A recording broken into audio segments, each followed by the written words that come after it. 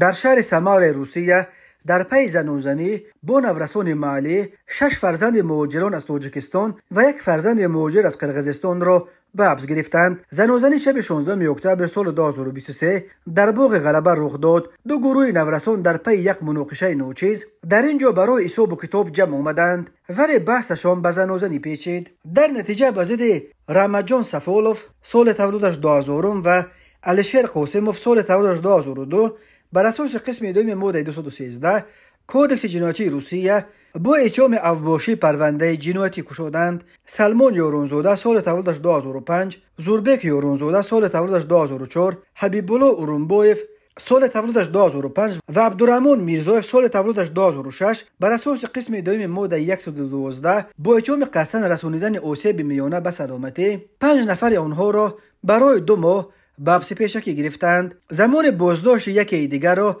تا 72 ساعت تمدید کردند. این زنوزنی ظاهراً عاده وقتی آهنگ جدی گرفت که والی ولایت سمار نیکولای ازاروف خواستار مجازات سنگین اشتراکچی آن شد. در پاسخ فرزندان مهاجران در اینترنت ویدیوی گذاشتند که والی سمار را با یک لعن قبیح تحقیر کردند و گفتند که از دست والی کار نمی آید و به آنها یگان کار کردن نمی تواند. وکیل دوم دولتی روسیه الکساندر خینشتین که با بیانیه های آشکارای ضد مهاجران نام برآورده است، روز 21 اکتبر سال 2023 در تلگرام کانالش خبر داد که مؤلفان ویدیو 2 اکای و دودر از تاجیکستان بوده در سمار بدون پدر و مادر خود زندگی می کردند. اما خینشتین بعداً این خبر خود را اصلاح کرد و روش که اکای کلان همگی 12 ساله و دودر او همگی 9 ساله داشتند و آنها را به جوابگری جنایتی کشاندن امکان ندارد. کلانی را در بازداشتگاه نابالغان جای کردند ولی خورده را جواب دادند. سنت الله نظریف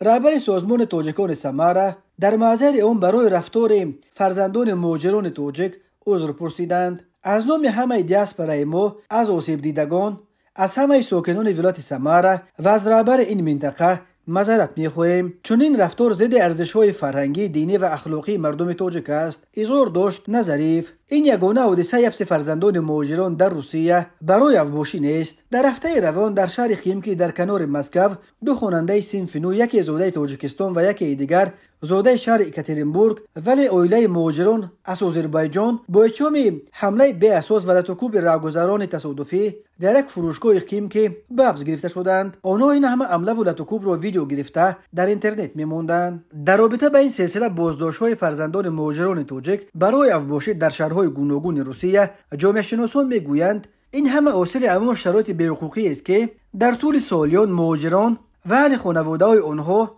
در روسیه تجربه می‌کردند. به عقیده جامعه شناسان از بس که مهاجران در طول سالیان در روسیه مجبورند که برای تامین خانواده‌های خود از صبح بر وقت تا به وقت شب در چند بس کار میکنند، فرزندان آنها هم در وطنشان و هم در صورت کوچیدنشان در روسیه عملاً از تربیت و نظارت لازم دور میمانند.